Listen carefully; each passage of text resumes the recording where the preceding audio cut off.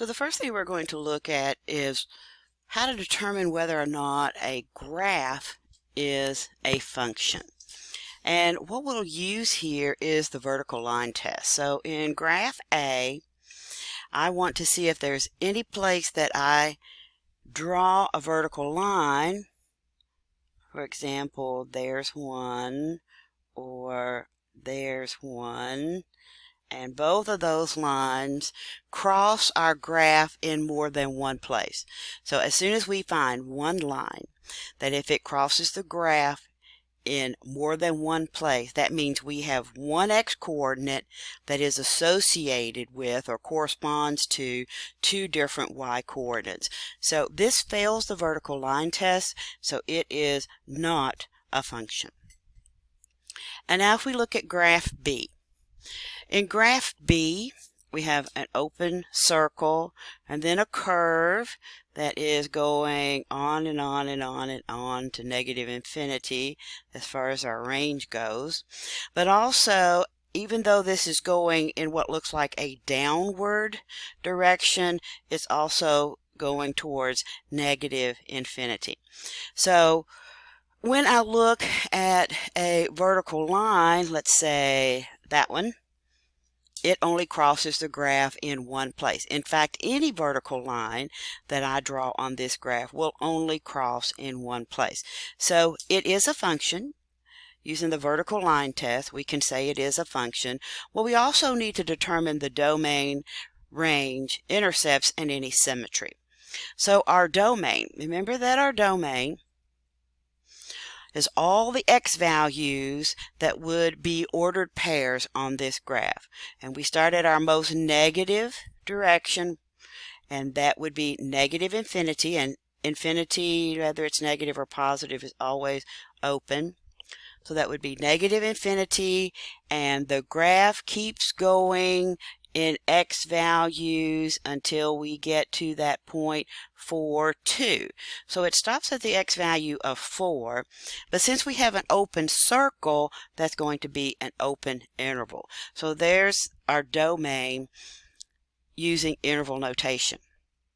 Now our range, when we look at our range, we're going down on the y-axis to the most negative value and see how far it goes up in the positive infinity direction, and it begins at negative infinity also because it's pointed down, and that goes to, let me scoot over just a little so we stay in the shot, negative infinity, and it goes up to the point 0.42, and the y value of that point is a 2.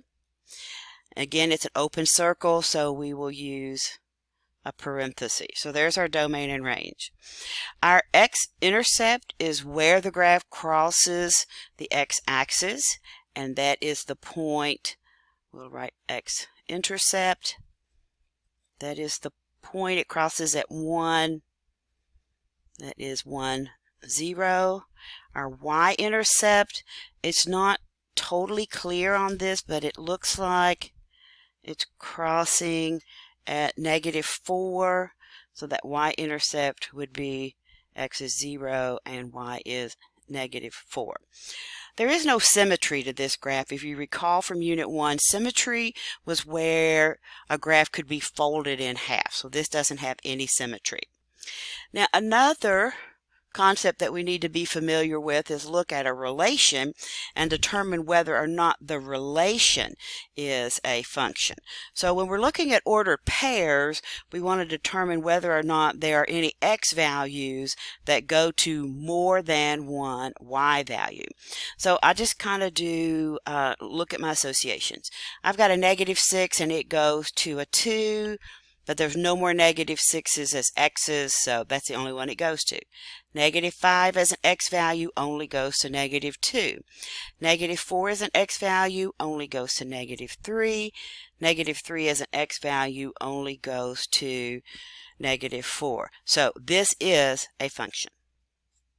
Our domain is the set of x values. So we've got a negative 6, negative 5, negative 4, negative 3. And those are the elements of the domain. The range are the y values. So my range will be -2. I don't need to repeat it. And -3 and -4. So even though we have two x's that are going to the same y value, that's okay. We don't have one x going to different y values. So make sure you have that straight in your thinking.